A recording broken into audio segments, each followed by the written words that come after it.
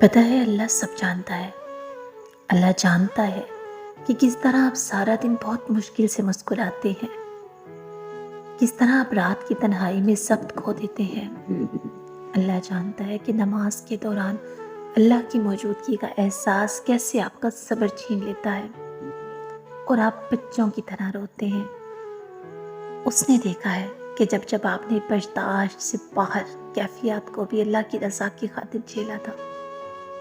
اس نے دیکھا ہے کہ جب آپ نے اپنا سب کچھ قیمتی اس پر قربان کر دیا۔ جس طرح آپ اپنا بنایا ہوا آرٹ پہچانتے ہیں نا، اس طرح اللہ بھی اپنا بنایا ہوا آرٹ اور انسان سمجھتا اور پہچانتا ہے۔ اس نے صبر کے ایک لمحے کا بڑا اجر رکھا ہے۔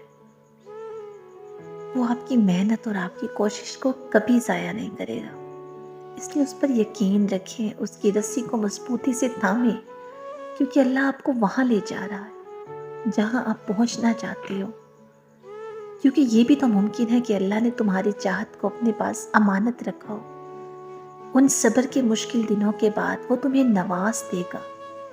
یقین کرو، اس آزمائش کے بعد وہ تمہیں تمہاری چاہ تک لے آئے گا۔